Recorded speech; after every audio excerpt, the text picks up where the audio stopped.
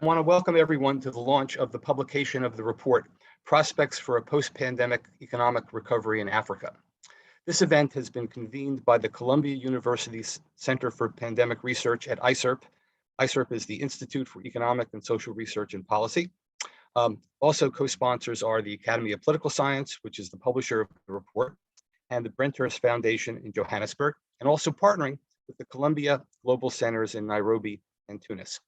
I am Robert Shapiro. I'm a professor at Columbia University in Political Science and International and Public Affairs, and I'm the president of the Academy of Political Science. You've met Harlow Zefting, program coordinator at ICERP, and you'll meet at the end Lauren Morales-Kendo, the executive vice president at the Academy of Political Science. My co-moderator, I'm happy to say, is Wilmot James, who is a senior research scholar at ICERP and also adjunct professor at Columbia's School of International and Public Affairs.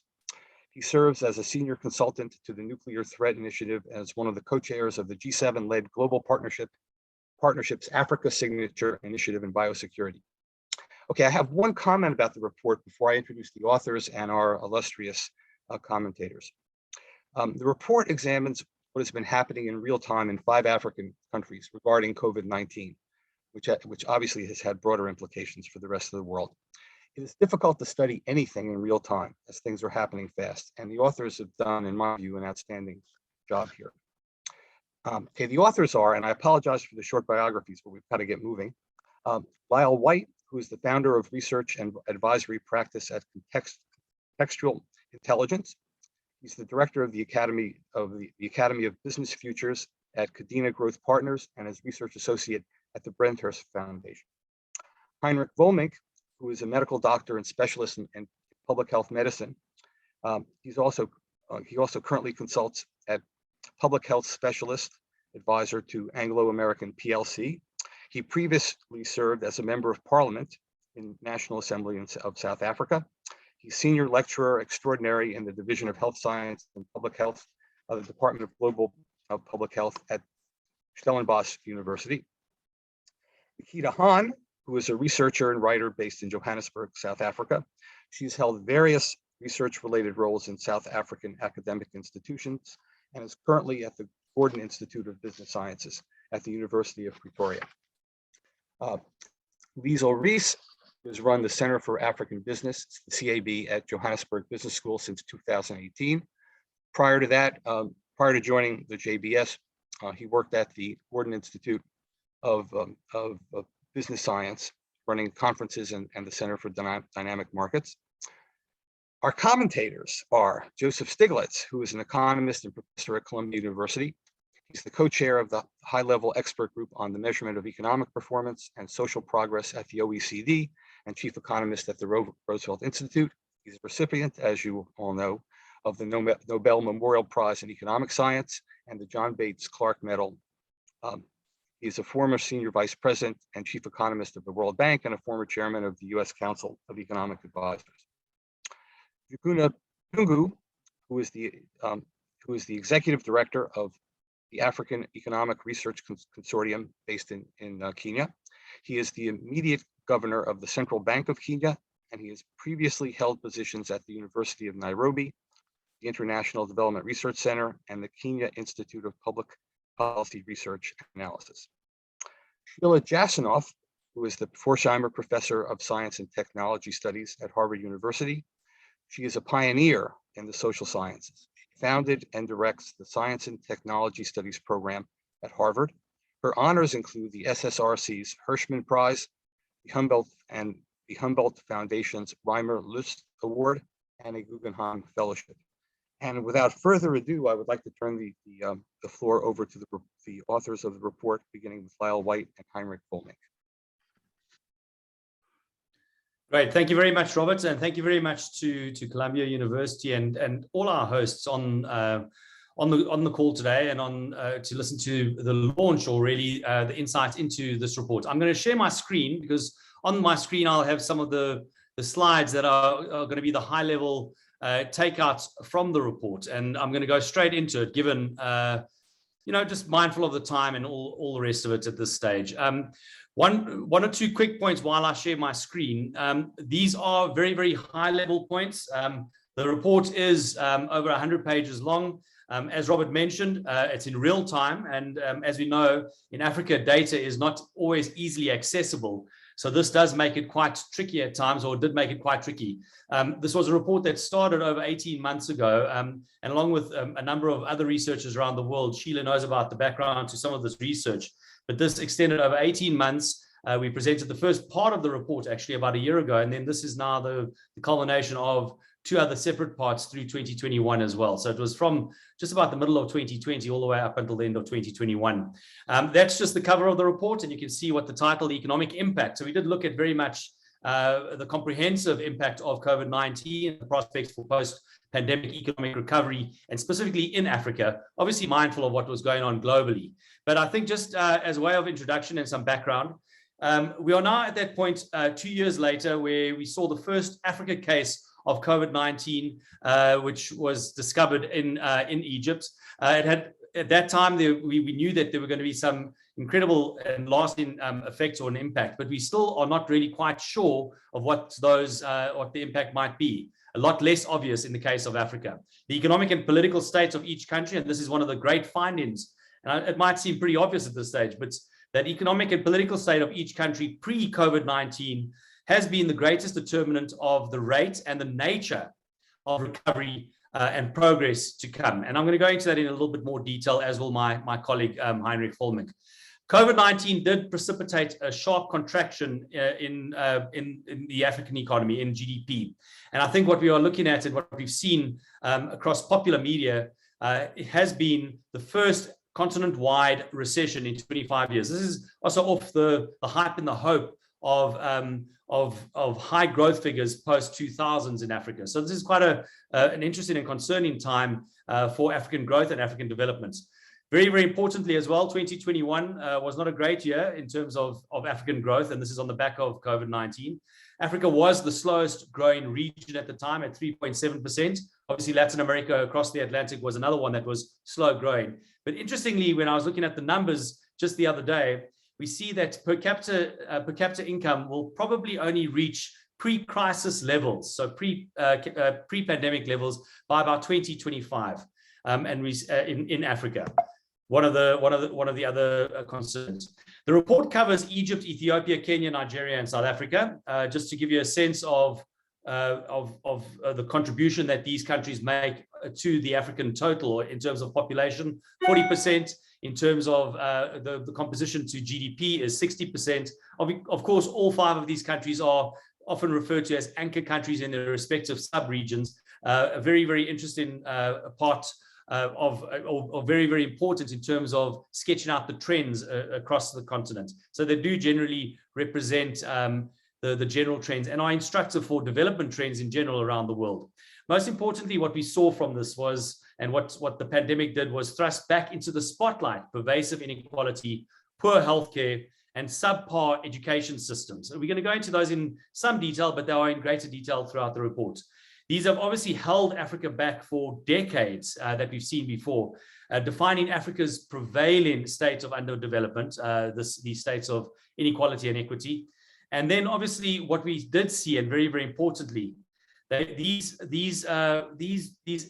items really did determine the path of recovery, or they have determined the path of recovery and will determine the future trajectory. And that's all that much more important in as we plan for an endemic future for Africa. Just in terms of the report is really structured into, is divided into three parts in terms of its structure. It gives us a greater sense of contextual insight. We've made a lot of reference to how context matters and how it was different in Africa to other parts of the world, perhaps, even different to other less developed regions of the world. And so we really did divide this up into the past, which was around 2020, not that far in the past after all, which was, and more the present in terms of the impact in 2021, and obviously the economics of vaccine rollouts, and then Africa's trajectory into the future, very importantly in terms of that. The first part, which was actually presented a year ago, and I'm not going to go into any great detail around this because it was presented as a way forward into the second part, really did find that that there were a number of trade-offs as a result of, for example, the lockdowns, and that Africa was not yet prepared or equipped to deal with stringent lockdowns, which was almost contrary to what was required in terms of the health requirements. That was one of the big takeaways. Another important takeaway, which is, I suppose, very obvious right now, but let's not forget in the midst of the pandemic, it was less obvious. But pathways to recovery will not be even, or they were not going to be even, and we've seen they've not been even. Some African countries have used the pandemic and the crisis to reset, perhaps, or to modernize, while others, and notably some of the larger economies, Nigeria and South Africa in particular, really seem to muddle their way through the economic responses and their recovery to the crisis. And the report goes into that in a great more detail. The second part of the report really looks at the developments across Africa in 2021, and especially around the economic impact of the vaccine rollouts. Obviously, globally, or the global response to COVID-19 has been one marked by inequitable access to vaccines, coupled with really the effectiveness of the vaccine rollout programs, which we saw play out in real time and in hard numbers in Africa. Early ambitions to achieve international coordination around vaccine efforts were impeded by, rise in vaccine nationalism, and then what we saw around the vaccine hesitancy and the anti-vax movements across the continent. I'm not going to go into any detail, but there is a lot of detail in the report around with examples from each of the 5 countries around the vaccine rollouts and a number of insights into that. But for now, I'm going to hand over to my colleague, Heinrich Volmink, who's going to give us more insight into the economic impact of the vaccine rollouts and the vaccine rollouts in particular. So Heinrich, over to you, and I'm going to go across to the slide. Just let me know when I should flick across to the next one. Thank you very much, Lyal. And picking up on the last point that Lyal raised, we thought it would be of value to provide a snapshot at first on the current situation regarding the rollouts. Now, this bar graph, which uses recent data from the WHO, provides some cause for hope, but also considerable cause for concern. The rollouts have progressed, as you can see, relatively well in South Africa and Egypt, and the statistic of persons fully vaccinated per 100 population reflects this. That's the red bar. And fully vaccinated here is understood to mean completion of initial COVID-19 vaccination protocols. However, it's disconcerting that the average share of people fully vaccinated across all 5 countries is 15.5%, far below the global fully vaccinated proportion of 55.6%. And some of the reasons for this slow progress are unpacked in the next slide. Next slide, please. So, as Lyal has mentioned, the early scramble for vaccines by high-income countries was a major problem in the vaccine rollout globally and adversely affected Africa. Compounding this, the purchase cost of vaccines was often multiples that of the actual cost of production, pushing affordability beyond the reach of many lower-income countries and forcing them to seek international loans or donations just to acquire some stock for their citizens. In addition to these external factors, domestic health system weaknesses further impeded rollouts. This impacted negatively on planning and implementation against the backdrop of very deep health infrastructure deficits. The picture wasn't all negative, though. Indeed, the pressure of the rollouts provided some opportunities for health system strengthening. We see, for example, in Nigeria, the whole family approach sought to integrate other primary healthcare services, including early childhood services and non-communicable disease service screening services into their COVID-19 vaccine rollouts. Returning to the global factors, a policy brief by the People's Vaccine Group made a striking point that the COVAX facility would have been able to provide enough vaccine for every person in low to middle income countries by the end of 2021 had it had access to vaccines at cost price. All of this underscores the need for greater global coordination for vaccine equity, which I'll touch on a bit later. Next point. Now, the argument could be made that even with equitable access, many of the countries observed here would still not have reached their vaccination targets due to vaccine hesitancy. This has, of course, been a major challenge across the globe. And in the African context, factors such as distrust of authorities, the spread of misinformation, and concerns around vaccine safety and effectiveness have been noted. Excellent work has been done to propose solutions to this, including a paper by Njuguna et al. In Lancet Global Health, which highlighted strategic communications and community engagement. Practical examples of successful mass mobilization strategies that help to increase demand in the face of this hesitancy include the government-led Vuma vaccination weekends in South Africa. And there have also been debates around mandatory vaccination policies. And with respect to this, it's interesting to note that the Kenyan government decided as early as August 2021 to make COVID-19 vaccines or vaccinations mandatory for civil servants. The report also discusses, sorry, next point, please. The report also discusses the need to develop Africa's bioeconomy. Prior to the pandemic, Africa already utilized 25% of the global vaccine supply, but remained dependent on 99% of this from external suppliers. This dynamic began to change during the pandemic, and we saw those early fill and finish deals struck in South Africa between J&J and Aspen, and then Pfizer, BioNTech, and the Biovac Institute. But fill and finish only represents a distal component of the vaccine value chain. It's encouraging, therefore, to see the work of the AU and the Africa CDC together with CEPI on the Partnership for African Vaccine Manufacturing, which aims to see 60% of Africa's vaccine needs manufactured from start to finish by the continent within the next 20 years. Regional harmonization, including resolving regulatory fragmentation and trade barriers, would be essential to these and other initiatives. However, harmonization by itself is not enough. A concerted effort is needed to address infrastructure challenges across the continent. For example, if power supply and electricity infrastructure difficulties remain, it will be impossible to ensure cold chains and proper transport of vaccines. Building a data infrastructure is also an important consideration here. Next point. Finally, the report highlights Africa's integral role in the economic and moral case for vaccinating the world. It's been estimated that for each month's delay in adequate COVID-19 vaccine provision, the cost to Africa at a continental level was approximately 14 billion in overall GDP. The counterfactual should also be considered here. For example, the WHO has estimated that if low to middle income countries had been vaccinating at the same rate as high income countries, an additional $38 billion would have been added to their GDP in 2021.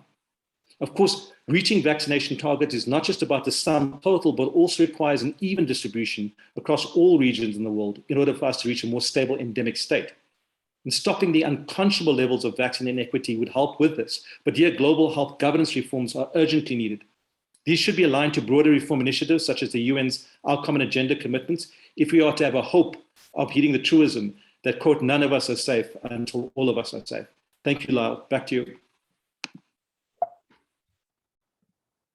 Great, thank you very much, Heinrich. And now looking at the third section of the report, or the study that was undertaken, and this is really the exciting part, because now we're looking at the future, the post-pandemic recovery and progress, but importantly, Africa's trajectory. And I would say this actually, this suggests some of the future research that is needed and what we need to look at building on and working at. 5 key areas have been really identified through this report as being pivotal to post-pandemic recovery and progress across the continent. The pandemic, obviously, as I mentioned, exposed and has accentuated many of these issues that we're going to highlight now globally, but nowhere has the impact been more severe and more immediate than in Africa, where a dramatic slowdown and even reversal, as I mentioned earlier, of key development metrics not only undermines post-pandemic economic recovery, but threatens to reverse decades of progress on an already underdeveloped continent. So some of the 5 areas include, the first one is pervasive inequality. COVID-19 will, I believe, go down as the single biggest contributor to deepening inequality at a global scale and at all levels. So it's not only looking at economic inequality. Looking at Africa in particular, per capita income declined dramatically across the continent, and especially in countries like South Africa, interestingly. Across the continent, 7.7%, there was a 7.7% decline in working hours across Africa, and plus minus 29 million jobs were lost in Africa over this period of the pandemic, resulting in protests that we saw, for example, in South Africa in the middle of 2021. The most vulnerable have been most disproportionately affected. So those are those that are working in the informal sector, women, etc.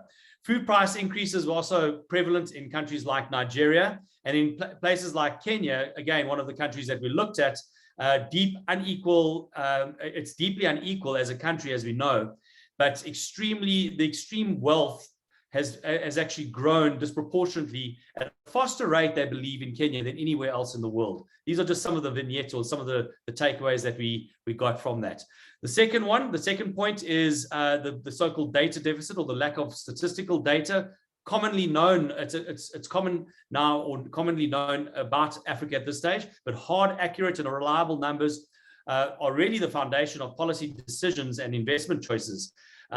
One of the consequences that we've seen with the lack of data and the lack of hard numbers is that the full extent of COVID-19 in Africa is still largely unknown, and it was largely unknown throughout the pandemic, of course. Currently, there are some reports that suggest that Africa has not been badly affected by COVID-19. So we've seen, and it's quite well documented now, the underreporting of numbers in Nigeria as one example. And then just looking at the basic numbers, counting the people. Just if you look at a census, for example, half of Africa's population has not been counted since 2009. And the most populous countries, Ethiopia and Nigeria, last ran a census 15 years ago. That was only the third census in Ethiopian history. So numbers are a big issue that have been accentuated once again through the pandemic. The third point, obviously, around connectivity and digitization, as you can see on the slide, and the ability of African countries to connect to the digital economy. We've seen that, obviously, the movement of goods, services, capital, information, and people, we've always known this to be low in Africa, but now include in this the lack of, or the connectivity to the digital economy.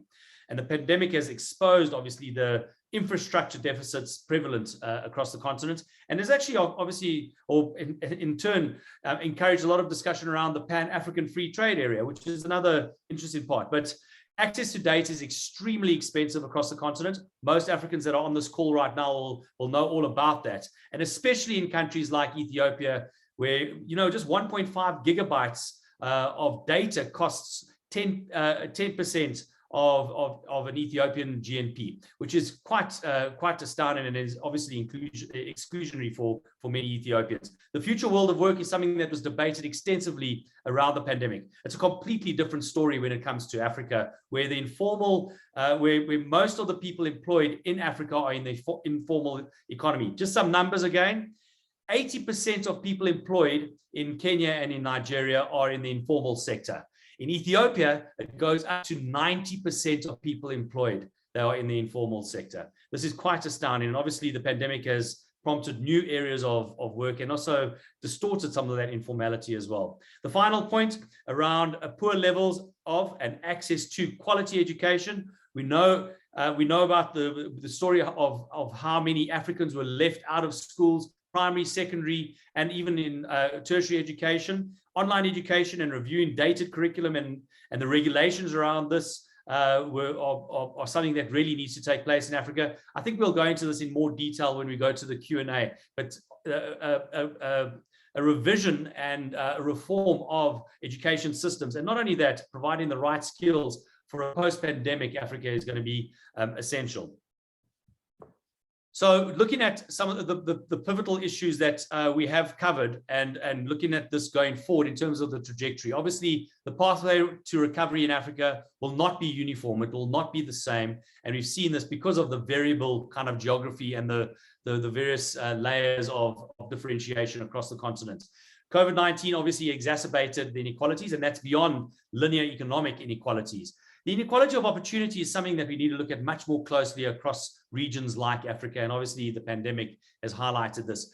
People are divided not only by the lack of access, but also the movement of people and migration has also brought to the fore a number of the issues that we've seen. The world of work, there are more jobs in the informal sector than the formal sector in Africa.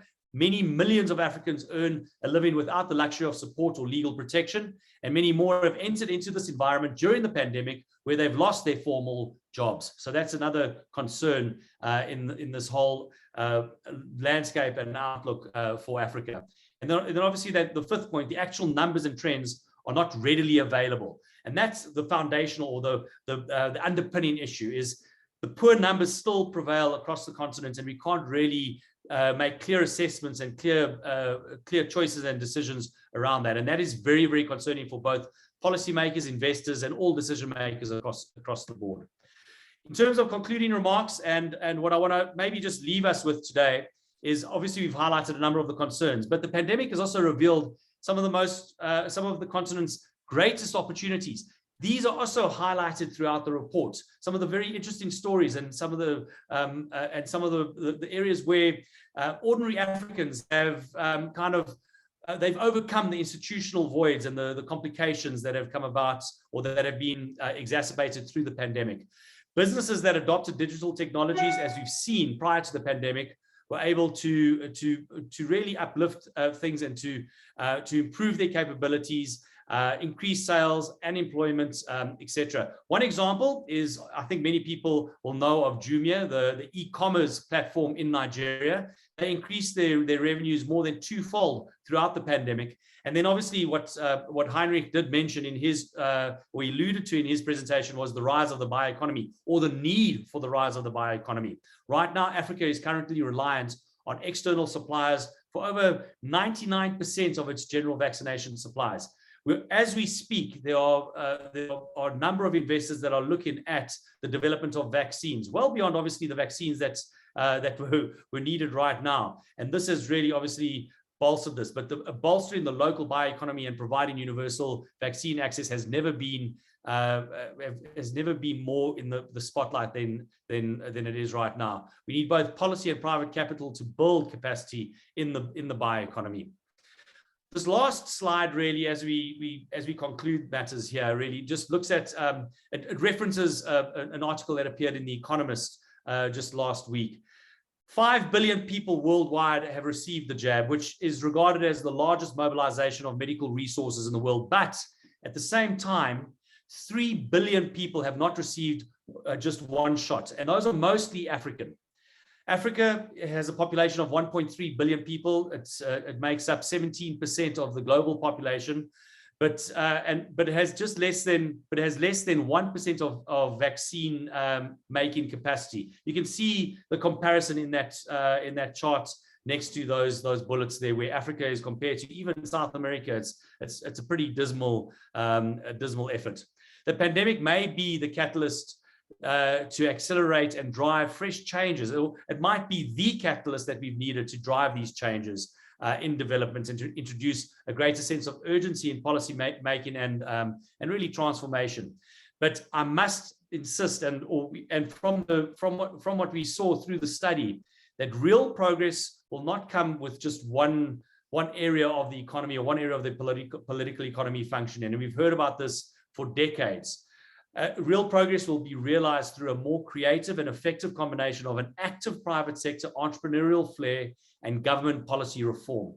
And we see in those countries that are recovering very, very quickly and that are on the right trajectory to a competitive position in an endemic world, are embracing this combination of an active private sector with an entrepreneurial flair and an enabling government policy reform.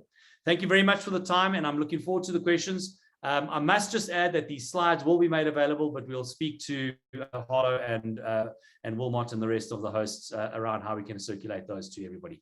Robert, thank you very much. Over to you. Yeah, thank you very much, and you can stop sharing the slides. Thank you for a very evidence-packed presentation. I just want to remind the audience, please type in your questions in the Q&A box, not the chat, and we'll be reviewing them and posing them to the speakers and the panelists. And to start us off, I'd like to turn the floor over to Joseph Stiglitz to offer his comments. Thank you. Thank you. It's been a fascinating presentation, a fascinating report, and so many interesting and important issues have been raised that I don't know exactly where to begin.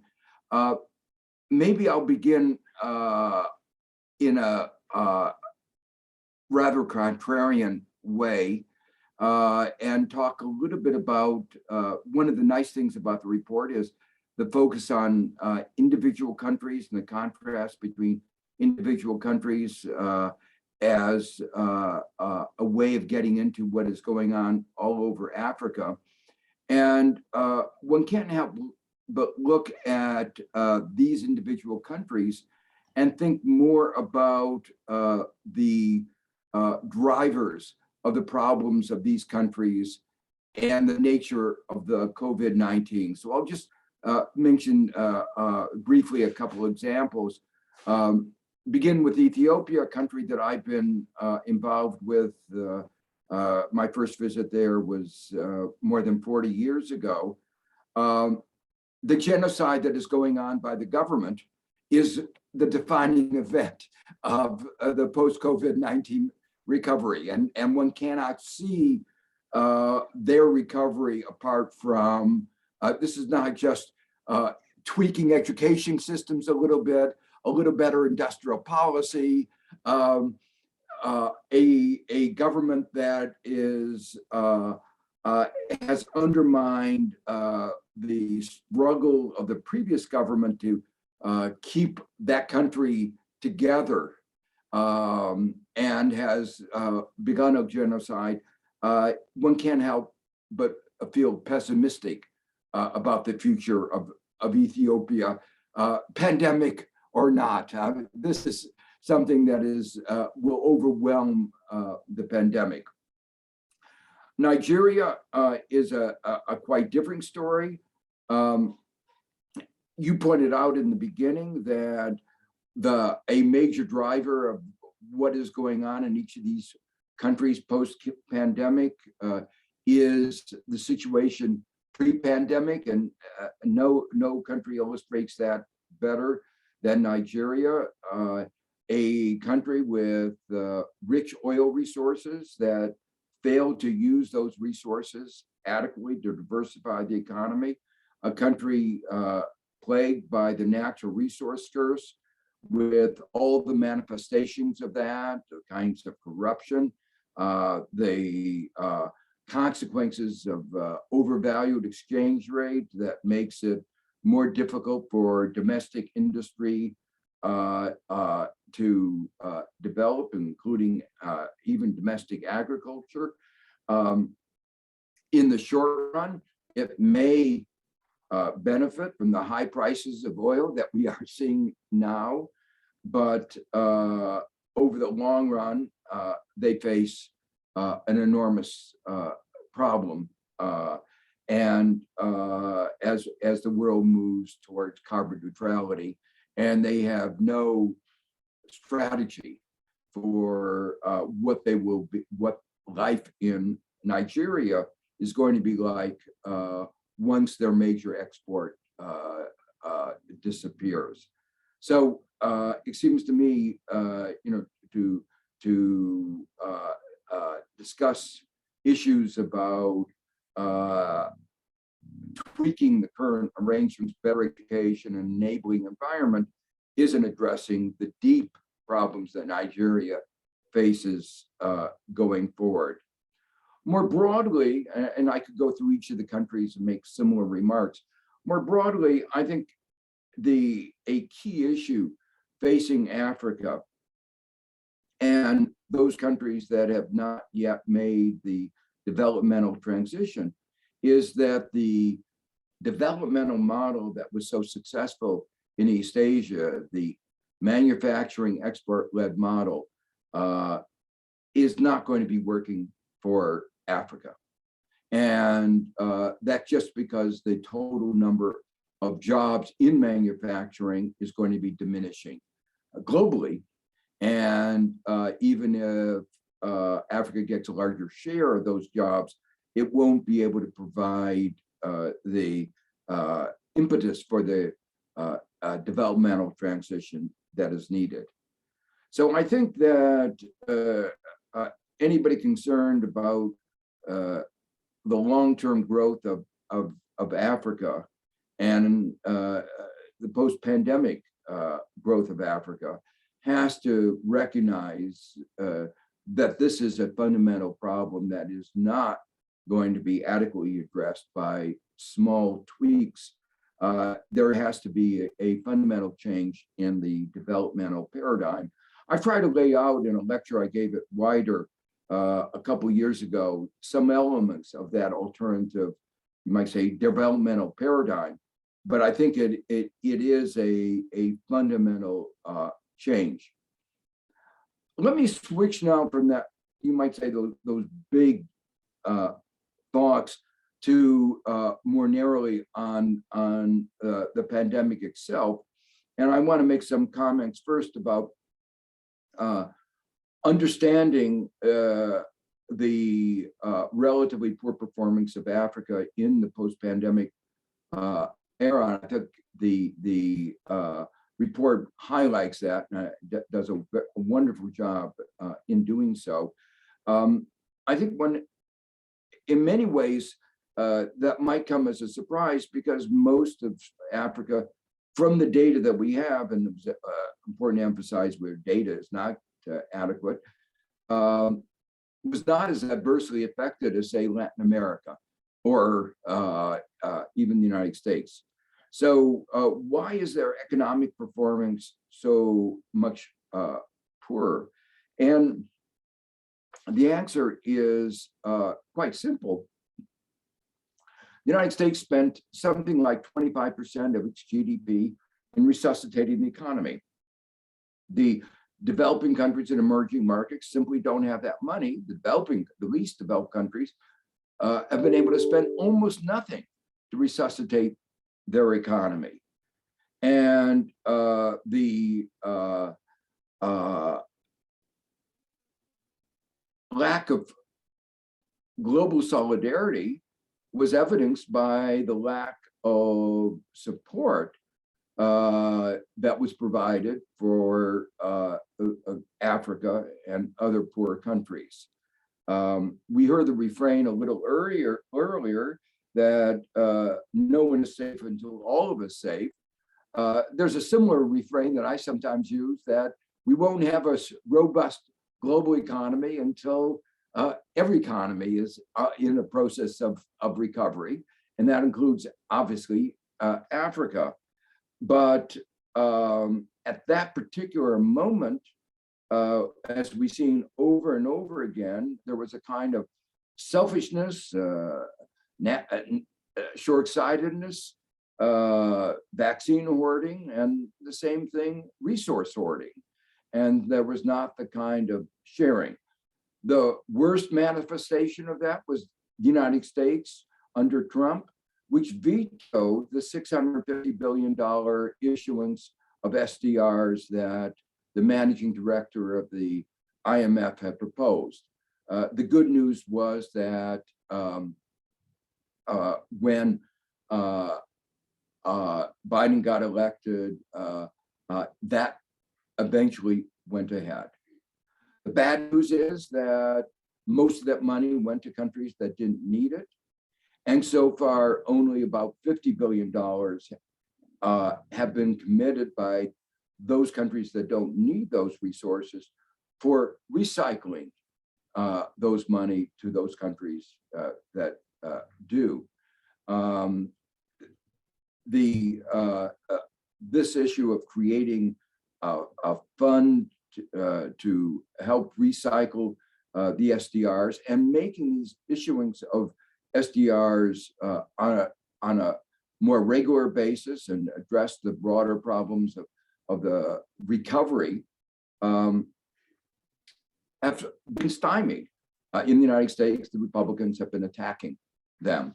And there has not been, as I say, globally as much progress as I would have liked. As we think about the recovery, we in the United States are talking a lot about inflation and the supply constraints. I would have liked to have heard a little bit more how those are going to be affecting Africa. Obviously, those countries that are oil exporters and exporters of those commodities that are in short supply probably are going to do in the short run very well. With the price of oil increase, particularly with the war in Ukraine, the oil exporters will in the short run do very well. The oil importers are going to face a very difficult time. And one has to, as we think about the recovery, we have to be aware of that very differentiated set of circumstances, that some are going to be making a lot of money from the large disturbances in prices, and some are going to be suffering a great deal. Another aspect of recovery from COVID-19 is what is going on in Europe and in the United States. The sense that Biden talks about, Build Back Better. Critical in that thinking about Build Back Better is the recognition that with limited amount of resources, particularly important in Africa, one has to make sure that the money that is spent has to do double, triple duty. That is to say, it not only has to help the economy recover, it has to address the development concerns, health concerns, education concerns, and inequality concerns, and the climate. And so it seems to me that I would have liked a little bit more discussion of how the recovery efforts in Africa can be focused more around following this model of thinking through how the spending of money can serve multiple purposes, particularly, as I say, given the shortages of money that are going to be evident. Finally, let me conclude with some remarks about health and vaccines. I think highlighting the vaccine inequities can't be repeated enough. We've all heard it, but it seems amazingly not to have resonated with our political leaders. And I find that extraordinarily disturbing. From the point of view of an economist, the cost-benefit analysis is overwhelming. The cost to the global economy of allowing the disease to fester in any part of the world with the potential of new variants that are more dangerous, contagious, vaccine resistant, compared to the cost of vaccinating everybody is such that I do not understand why back in 2020, when the disease, 2020, when we were aware of the disease and we began to develop the vaccines, that we didn't expand the supply and the supply chain to make sure that it was available to everybody. The fact that we developed the vaccines in record time is an enormous human achievement. The fact that we were able to produce billions of doses is an enormous achievement. But the fact that we had this vaccine nationalism and that we did not provide it to Africa is an enormous failure. The fact that we finally, many of us were engaged in trying to persuade President Biden to support the IPR, intellectual property waiver at the WTO that would ensure that more production could occur. And yet, while we succeeded there, Germany continues to resist the vaccine waiver. The good news I've heard is that, while this has delayed making sure that everybody in Africa has access to vaccines by a year or two, and therefore leading for the disease to continue for much longer than necessary. I've heard that there will now be sufficient supply within a year. It's unconscionable that it took that long, but now the issue is about providing the vaccine to everybody, the supply chain problem, and persuading people to take the vaccine. This pandemic began as a health problem, and we will have to solve in the end that health problem. The good news, again, reflected in what was said, is that the capacity of Africa to produce the vaccines is rapidly being developed. The notion that it would take 20 years to do that is unacceptable and needs to be done with much faster than that. And if out of this pandemic we get a stronger healthcare system in Africa and a stronger bioeconomy, a capacity to produce it, it will be a silver lining in what has been an otherwise very dark cloud. Okay, thank you, Joe. We turn next to Sheila Jasanoff. Professor Jasanoff.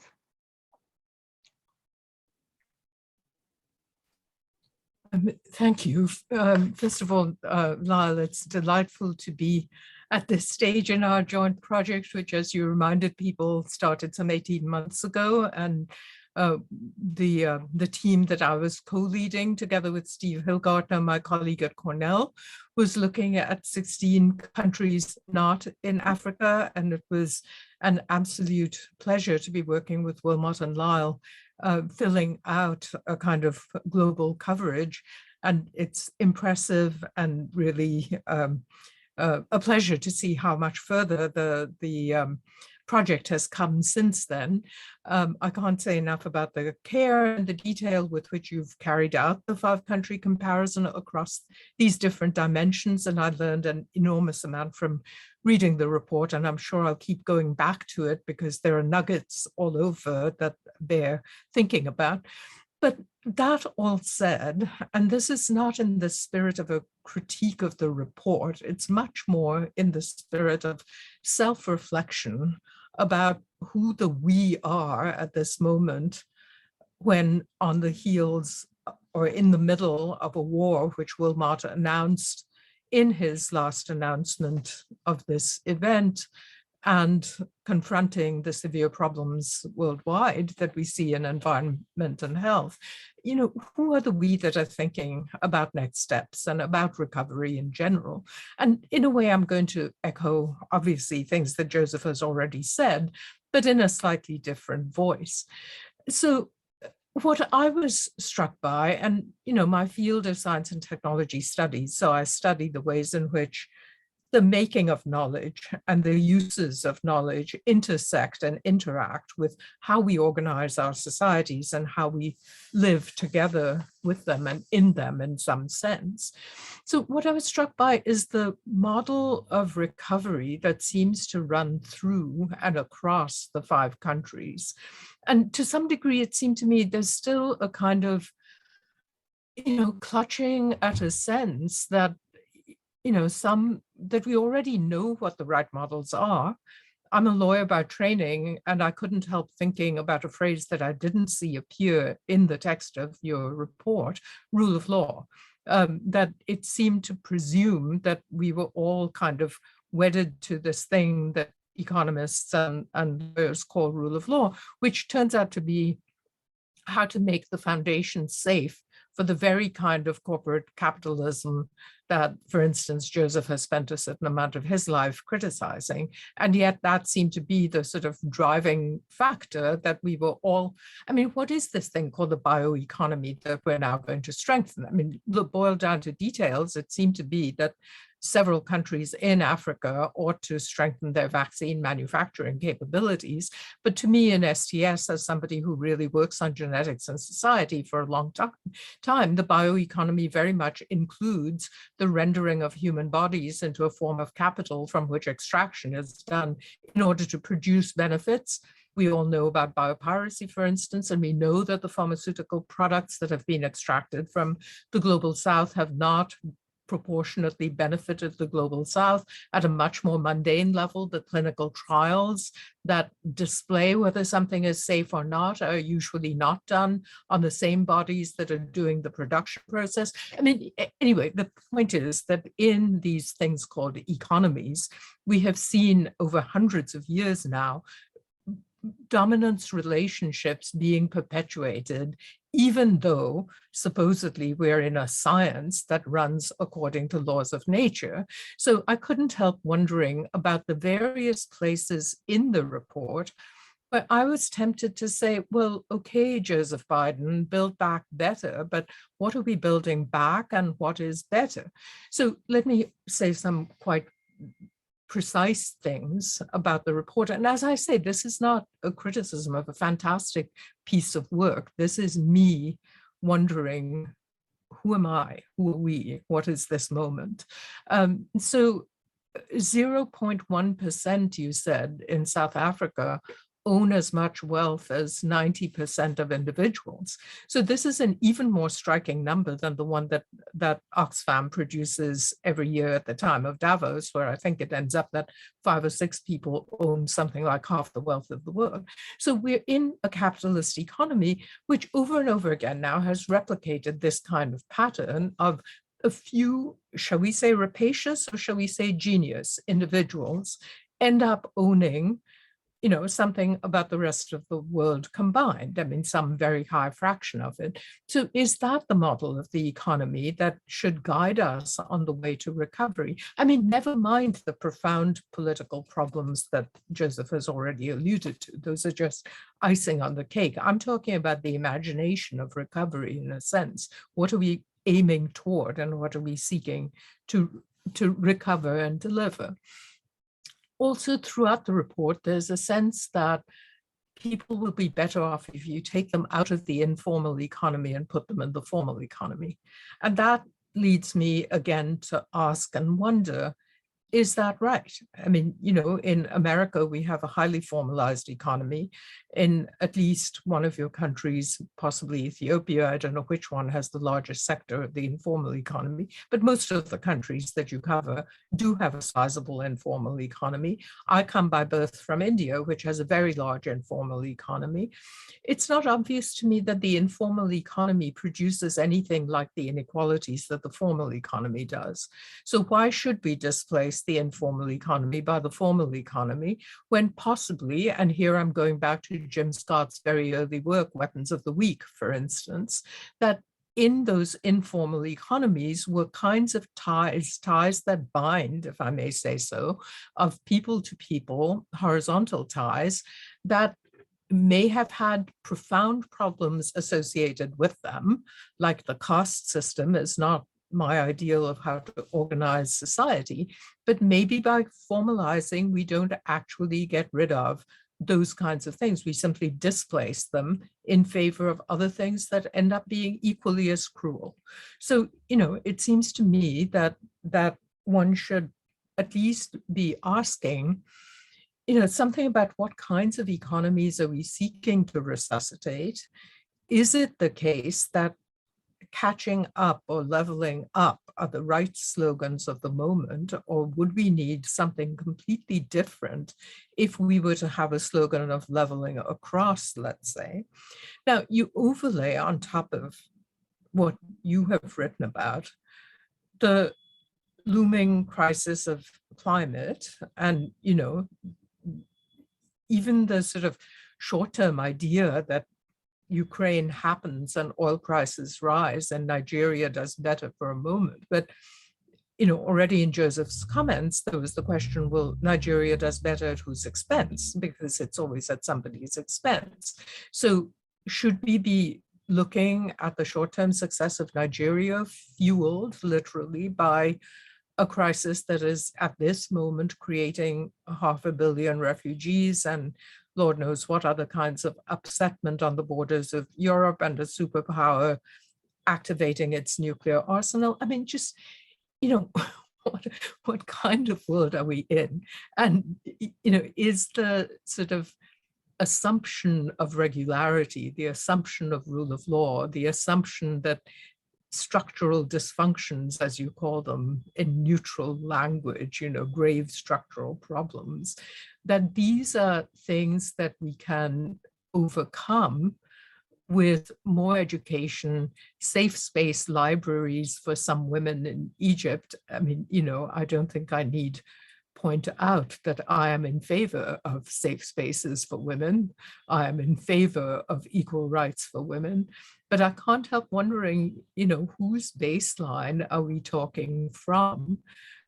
Which are the structural injustices? Are they the injustices of the capitalist system as we've created it in America, or are they the injustices of some other capitalist systems that maybe are not innovating the vaccines quite with the same degree of rapidity?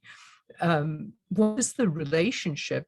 What ought the relationship to be, the normative question, about the relatively economically left behind parts of our societies and the relatively economically advantaged parts of our societies? So, just to conclude this brief intervention, in our report, as we've been thinking about it, and as we've been thinking about making it into a book, we've increasingly been thinking that the backbone of the book will be around the idea of a new social compact, that at the very least, what we will structure our chapters of this book around will be around the debates that are happening in each country about what should the relationship between people and their rulers look like in the wake of the pandemic. And in that process, we will take account of the fact that modern states have been very good at delegating state-like responsibility to other sectors. And the two sectors that have come to real prominence in the course of the pandemic are the health sector and the economic sector. But both of those sectors are acting as quasi-states in their own right. So the health sector, with its mandates and its laws and its public health sovereignty, today we got told that we can finally adopt the same rule as MIT, namely that one instructor in a classroom is allowed not to be masked. But I just read the fine print for the Faculty of Arts and Sciences, and the price of going unmasked, which MIT was able to do throughout somehow, miraculously down the river, same town, is that we have to be tested twice a week and not once a week. So, public health sovereignty digs pretty deep into your daily lifestyle, and it doesn't explain itself.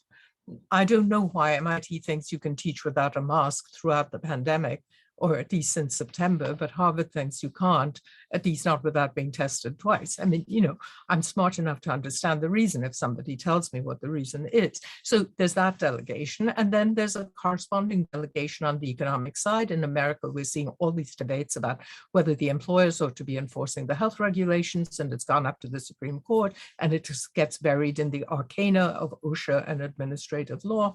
But in any case, this triad of state, market, and health are having debates about what kinds of societies they're going to be. And I'm very curious what that debate, if it's happening at all, looks like in your 5 countries.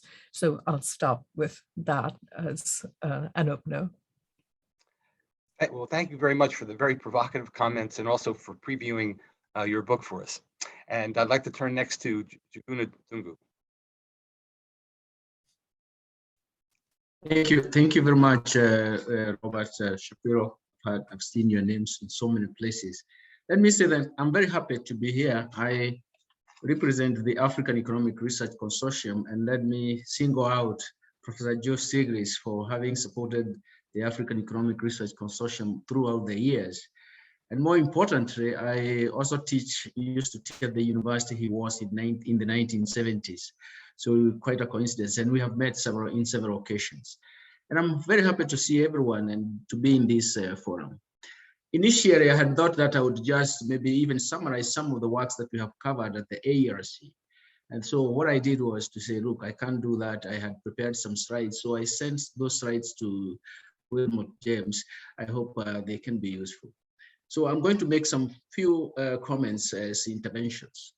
First, let me start by and thank you very much for the presentation, by the way, White and also Heinrich. That was quite illuminating. But let me start by saying, actually, the first point I wanted to make is that initial conditions matter in the fight against COVID-19 pandemic. And we were there, for example, in the ARC, we were actually talking about the volatility of growth. In fact, we have a small booklet that talks about fragility of growth in Africa. And the second thing is that beyond the volatility of growth or economic performance, we had the fiscal space was diminishing. And in fact, the December before the COVID broke out in 2019, we had a big session where we were talking about debt levels and growing with debt. And in fact, what we did, because we didn't want this defense by some African countries, especially Kenya and Zambia, we actually coined it and in terms of growing with debt in Africa. But we were really talking about debt distress. And some of those papers have already been published in the Journal of African Economics. But the third area was actually health financing, which we had just covered. But we realized that we needed to go back and look at the health infrastructure itself, which was in deplorable condition. And coupled with that, the youth unemployment. So the initial conditions were quite powerful in terms of shaping the outcomes of the COVID-19.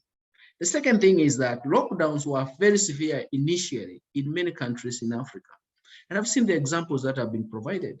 But more importantly, is actually to look at Africa in terms of segmented markets. The other one is the informality of markets. So even if you lock down, you don't know where people are, and you cannot even support them because you don't even know who they are. Most of the time in the formal settlements in the urban centers. The third point is that the social and economic impact of the COVID-19 pandemic in Africa was actually significant. The initial structures or the initial analysis that we have covered in so many studies, which actually showed that the decline in real growth was to the tune of about minus 5%. I think you presented a better picture of 3-point-something%, but ours, we have focused on that, and we tried to use even different sets of data, especially the nitrite data. Of course, it may not be accurate, but we could see that the effect was quite significant.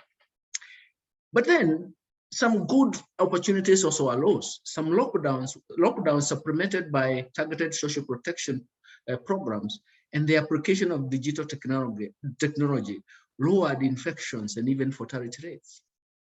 This is where my arrival in the Central Bank of Kenya, we introduced the mobile phone financial services. And this was very, very effective platform because it covered the retail electronic payments system, which is real time. And this was actually helping because there was a targeted 250,000 urban families implemented by targeted social protection programs was working. The bottom line is that the future in Africa, and this is also coming from some works that we are still covering on growth inequality, poverty, and redistribution. We have a very strong weapon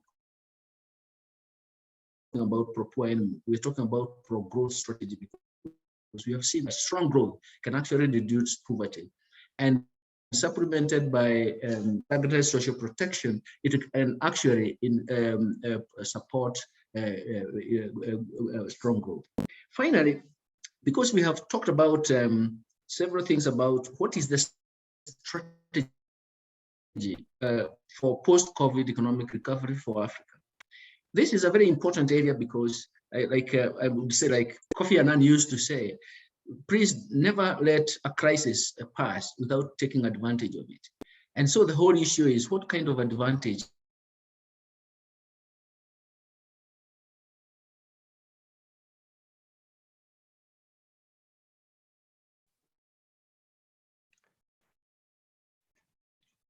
Njuguna, you seem to have a weak connection and you're frozen at the moment.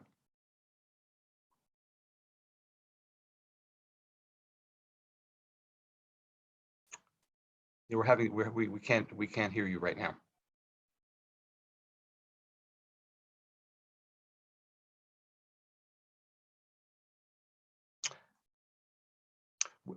Wilmot, do you want to go to the two questions that we have, and then if Njuguna comes back on, we'll continue? Yes, of course. Let me do that. So, ladies and gentlemen, you were introduced to Nikita Han and Liesl Rees, who are two of the co-authors of the report. And I wanted to pose some questions to them. so that we can hear their views. So to Nikita to say that clearly the report outlines some of the commonalities and some of the differences, and these have been also referenced when the panelists made their contribution. So there are commonalities in the drivers of economic. I'm sorry, I was disconnected. Okay, please continue, Njuguna. We'll return to the think, questions. Please continue. Thank you. Sorry, so I can't tell what happened. Thank you very much. We go to those 4 areas: protect private investment, and here we want to focus on health, education, and even in nutrition. These are the areas that has been really affected. The second one is that we need to protect and develop markets, because essentially it is markets that is going to help and even nudge the markets to the optimal path, because the markets are the ones that are going to help economies to recover very quickly. And the third area is domestic resource mobilization, because we need to recover the fiscal space and even finance development. One of the biggest problems in African economies is the kind of tax policy element that is there, that nobody wants to reform just because they feel that they're going to lose income. And finally, I think, and the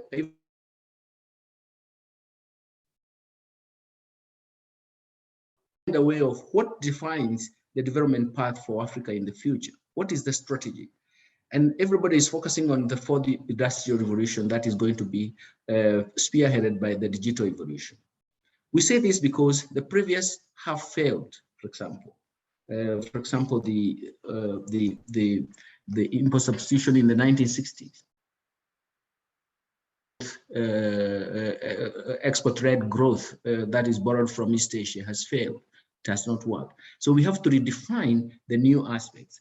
And I do believe that this will come with reforms, and this is what is going to help Africa recover from the COVID.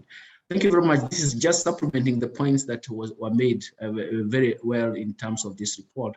I'll read the report, but I wanted to share even our synthesis from the ARC.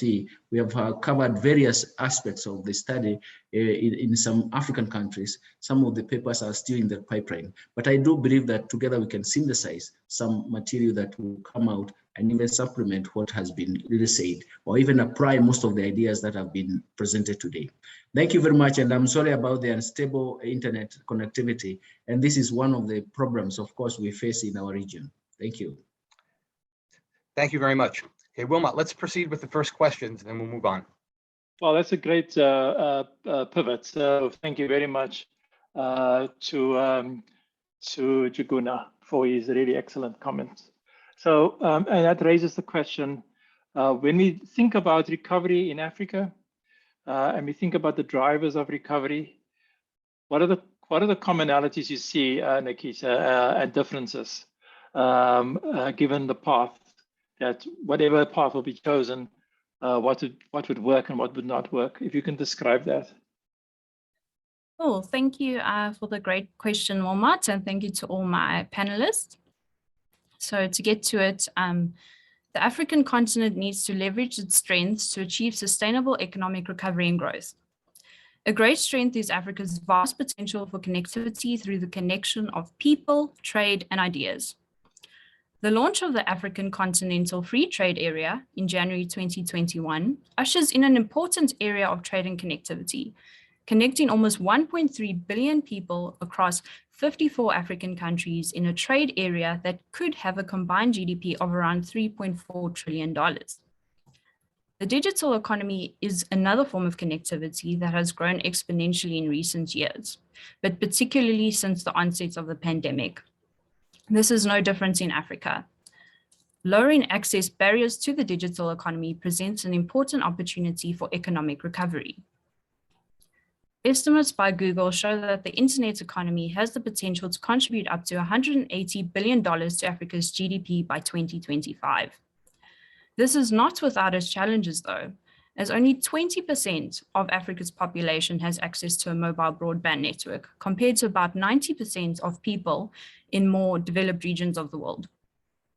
As digital education becomes more universal, the scaling up of quality education through connectivity is a further contributor to economic recovery.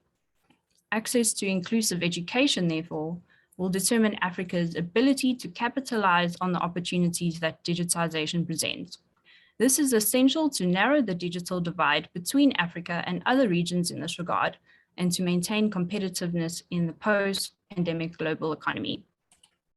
Thank you. So thank you very much. So Sheila, Jasanoff, and Joe Stiglitz made the comment that change won't happen if you just tweak, right? So what we need are some monumental, bold transformations, and the educational sector is one of them. So if Lisa can just reflect on what the bold innovations would be required to really upscale education, especially with changed circumstances. We speak about the bioeconomy. Well, what kind of skills are required for that bioeconomy? We know right now we're struggling to find the skills to get involved in vaccine manufacturing. I've been involved in a project looking at that. So the key questions about something that's bold, something that's monumental, something that's not simply tweaking. So if you can just reflect on how you think about having a bold approach to upscaling the education system in Africa. Great. Thanks, Wilmot. This is a very important question and relates to some of the points that Nikita raised. Economic modernization in the future world of work, which is defined by increasing connectivity and digitalization, demands equal access to education at all levels, and importantly, improved literacy, specifically digital literacy. In the African context, prolonged school closures as a result of COVID-19 lockdowns limited millions of school-going children from accessing quality education. It's been estimated that almost 70 million children across the continent did not attend school in 2021, with very few having access to online learning. To put this into perspective, a mere 5% of youth in West and Central Africa have access to the internet at home. And at the onset of the pandemic, only 29% of higher education institutions in Africa were able to move online and shift to remote teaching, compared to 85% in Europe. While online learning has been fast-tracked because of the pandemic, it presents a significant challenge to African students who cannot access the internet at home because they don't have the equipment they need, such as a computer, or the digital skills that they are required to have. And adding to this, another layer is the broader infrastructure challenges, such as a lack of access to electricity. Given the future of work is in a digitally led context, it is critical for Africa to foster new skills and employment pathways to not only effectively participate in the digital and bioeconomy, but to also unlock the vast opportunities on offer. As Lyal said in the intro, making drastic improvements and changes in school curricula and tertiary education, as well as providing access to high quality educational institutions, will be critical in addressing current skills gaps and meeting the requirements of business in the future. Thank you. Thanks so much, Liesl. Back to you, Bob.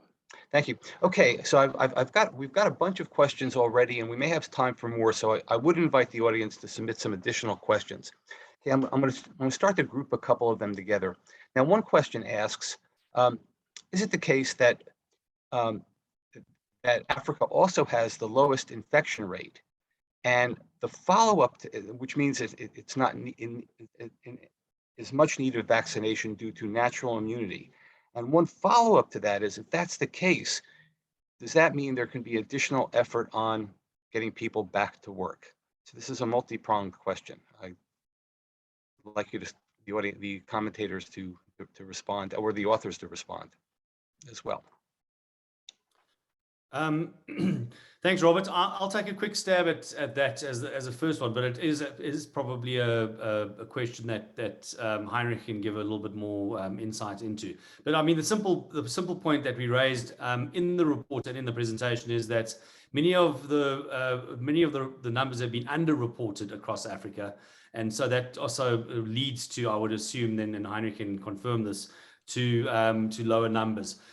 In the initial stages of the pandemic, and Sheila will remember this in our bi-weekly conversations, we were wondering why the numbers were so low, and people would reference the demographics in Africa, obviously a lower demographic, and this was obviously not only a result of infected people, but those that had succumbed to COVID-19 itself. But there was also reference to outdoor activities, the climate. There were a whole range of factors that contributed. I'd probably hazard a guess at this stage, even though we don't have complete 2020 vision on this one, is that it's probably a combination of features. But again, it's the underreporting that has been referenced more clearly now than ever before. So Heinrich, I think maybe you should comment on this a little bit in a little bit more detail. Thank you for that, Lyal, and thank you for that question. I think the first point is that the low vaccination levels in Africa, they're not a function of the low infection rates.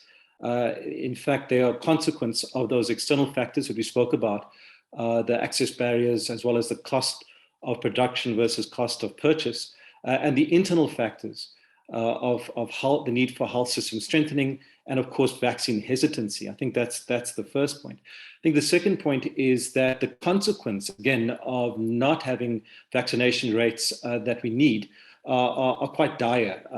We know, of course, the work that's been done around the possibility of the emergence of variants, and the fact that the world will simply not be safe if those low levels persist.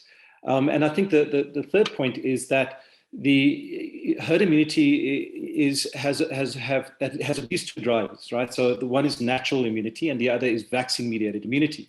The problem with reliance on natural immunity is that the levels of hospitalization and death are fairly catastrophic to begin to even approach herd immunity. And that's why vaccine-mediated immunity is quite critical to add to the mix to get us to those numbers in a way that saves lives, literally. And then the final point is that the drive for vaccination and the restarting of the economy, these are not mutually exclusive factors. In fact, they reinforce one another. And so we can have the continual drive for equitable vaccination, as well as the move towards unlocking and restarting bits of the economy. Thank you. Anyone else want to comment on that? Otherwise, I'll move on to another question. Okay, I've got a question here. This is about childhood. Can you say anything more about the impact of the pandemic on childhood education and how that will likely impact recovery and the long-term economic growth? Also, this is another question came in related to childhood. Any relevant impact with regard to childhood malnutrition in the context of the crisis? So I saw that came in from Larry, and thank you very much for that question, Larry. I think some of the numbers that Liesl shared, and I think maybe Liesl, you can just repeat one or two of those numbers, was the impact of childhood education and how kids were out of school for lengthy periods of time during the pandemic. I'm not sure whether any of the other authors might have some reference to the nutritional or the malnutrition that we saw through the pandemic. But I think let's stick with the education at this stage. Maybe Liesl, do you have any comments, or you can share those numbers again? Yeah, it was 70 million children that were out of school in 2021. And I think just what is exacerbated that, obviously, and reference to online education, most children in primary school and secondary school had no access to internet access, and the curriculum was not adjusted to that as it was in other parts of the world. And obviously that slowed the process and basically resulted in kind of a lost year of education across many parts of the continent. Let me make one more comment, which is that studies that at least have been done in the United States suggest that even when there is access to online education, those from richer backgrounds manage it much better than those from poorer backgrounds. Their parents are supervising, and so it exacerbates. Online education exacerbates the inequalities, would always be there, but it makes them worse. Yeah, exactly. Okay, anyone else want to chime in on that further? I've got other questions. Okay. One question is, was there any focus on informal settlements in the countries of focus? I saw that question there, Robert. There was a great deal of focus on informality in the economy, not informal settlements per se, and that's what I saw that there was a reference to that. So obviously in Africa, and especially we do a lot of work on informal settlements, like even like Kibera and some of those that have existed for over 100 years. But there wasn't any specific studies or granular studies done on those informal settlements, more so on informality in general, and one of the big issues to watch or to look out for in the trends and the trajectory going forward. Let me make one comment that in both United States and other advanced countries, there was a lot of sensitivity of the disparate effect of the COVID-19 on small businesses, which in Africa are closer to the informal sector and large businesses. And that's why there was a particular effort to sustain the small businesses. Africa did not have the resources to do that. And that is probably one of the mechanisms or one of the reasons of concern for why Africa may be much more adversely affected economically, even though the incidence of the disease may be much less, maybe somewhat less, we don't know for sure, than in the advanced countries. Okay, I'd like to combine two questions that came in, economic related questions, and part of this was addressed by Joe to some extent, but this is a follow-up. But this is directed to Lyal and the authors. Were you able to take into account the level of indebtedness of each country, including COVID funding provided? And secondly, in terms of the recovery effort, was to what extent were the mitigation efforts that the governments engaged in successful in dealing with basically the shutdown of the economy, including the informal sector? Yeah. Okay. Thanks, Robert. Yeah, and this really does actually echo the comment made by Joe earlier on around the structural issues. And you'll recall that one of the comments that we did make, and I'm actually going to just relook at this. One of the comments that we made beforehand was that the economic and political state of each country pre-COVID-19 was the greatest determinant of the rate and nature of recovery and progress to come. And in that one comment, I know it's a little bit of a loose comment, but in that one comment, this included things like indebtedness. It also, and so some of those structural issues that Joe was saying, well, we can't have these tweaks. We need the big structural changes. That was actually what we were referring to, was that there were dramatic structural changes that were required, and it was the state of these structures that were going to dictate or going to determine whether or how countries recovered and responded to the crisis. The indebtedness, we didn't go into any great detail. We did have that data because obviously that data was quite easily available, but we didn't use that extensively in the final report. But there is reference to those, and we did look at those, and that did play out in terms of the understanding of the economy beforehand. The funding that came in as relief funding, perhaps, or not just relief funding, but in terms of addressing the pandemic. This was also covered, and this was actually covered in the first part of the research that was done at the end of 2020.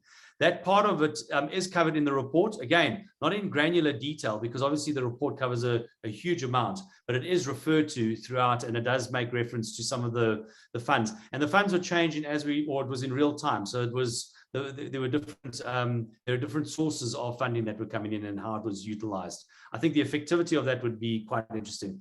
And I suppose it also speaks to then the state of institutions in many of these countries.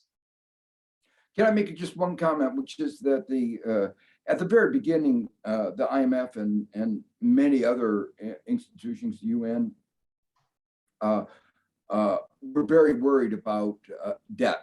The United States was able to increase its debt GDP ratio by 25 percentage points. The developing countries just don't have that capacity, but there were some countries that were already at close to being at the brink, and it didn't take much to push them towards and over the brink.